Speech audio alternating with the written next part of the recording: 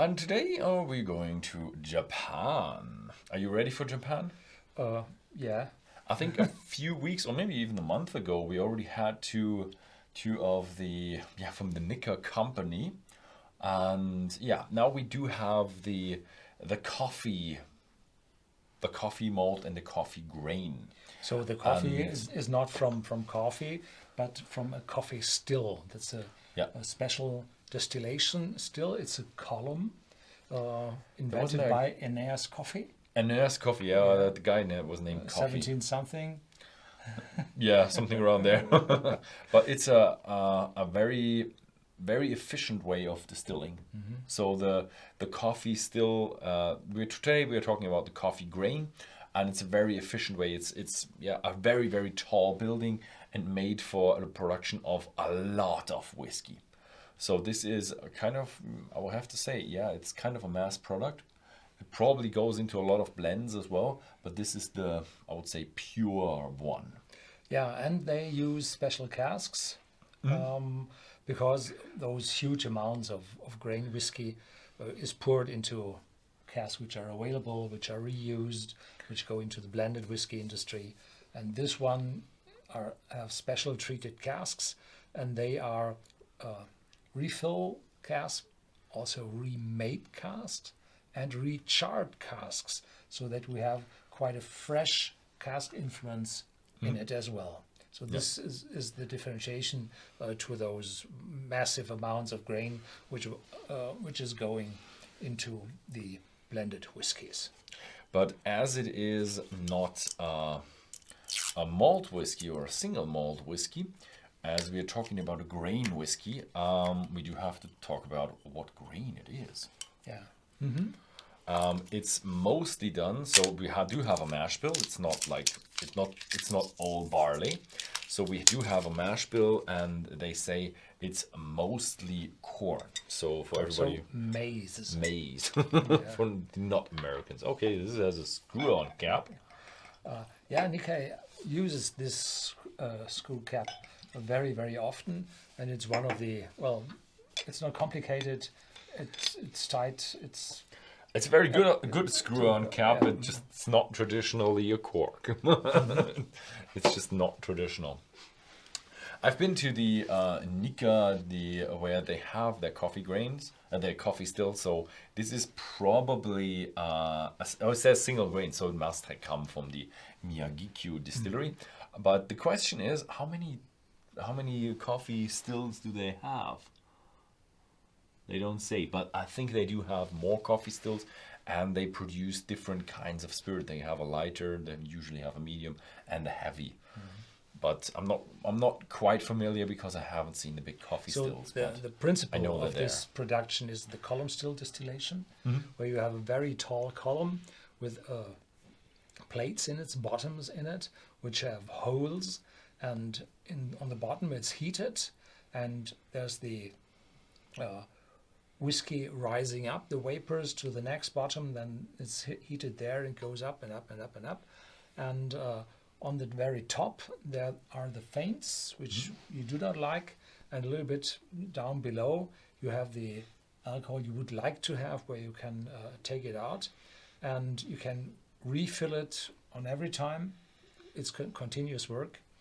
So this produces, well, say, cheap constant whiskey. You have single batches of mash and beer, which you feed into that coffee still, but it's continuous process in the stilling itself.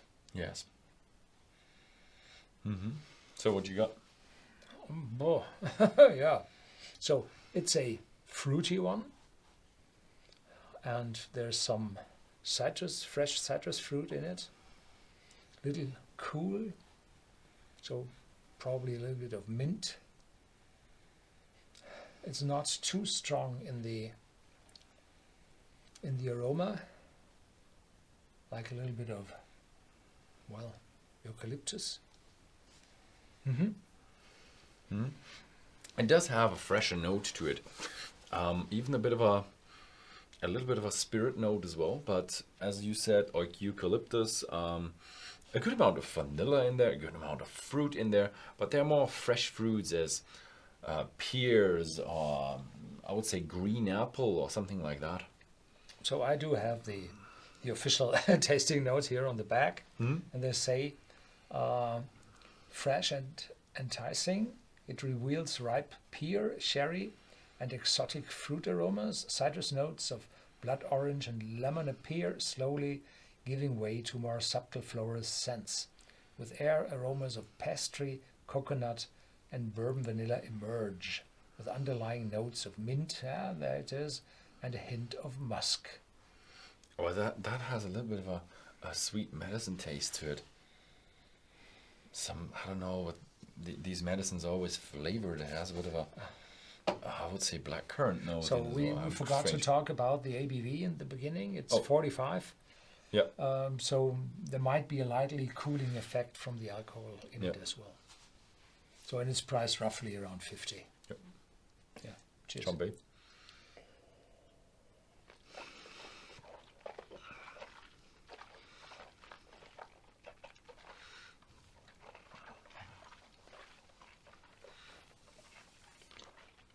First it's light, fruity, juicy, and then spiciness kicks in, really hefty, going over to licorice. There's a lot in it. Yeah, this is probably a whiskey for the blended whiskey industry, where you just add a little of this extreme to have a massive cask influence. Yeah, pour. It feels strange because on the one hand it reminds me a little bit of that sweetness that you get from a bourbon, but with a lot less vanilla and caramel. There is a bit of vanilla and caramel in there, but then kicks in a bit of what you had, spiciness in there, a bit of that oaky or a bit of that woody licorice type of spiciness, I would say. Licorice is also sweet. You do have that, so it is a very strange mixture. This is very far away from what I do know as a typical whiskey style. It has a bit of some worlds corn, then you have, I don't know, freshness, spiciness, and So here they say juicy and pleasant. That's in the start, definitely. The promises of the nose are kept. Intense ripe fruit with rum essence, banana rum, okay, and caramel. The complexity develops with hints of licorice, there it is, and star anise. The mid-palate shows more fruit, dominated by pear nectar, and quickly moving on to creamier notes with an omnipresent freshness and a definite spiciness. That's from me. Finish just as pleasant as on the palate, with pear and vanilla bourbon, ending in a very nice light bitter touch. Here it is. So yeah, it is heftier and spicier and stronger than I expected. Usually when you have a grain, it is more of a light touch to it. It's just a stereotypical thing that grain is a bit lighter and has a bit easy drinking because more masses need to be drunk faster. But this one is one of the, I would say, they call it a signature grain whiskey. This is one of a bit of a other grain types that are a bit more interesting, I would say. Yeah, here we are. Yeah, that is nice.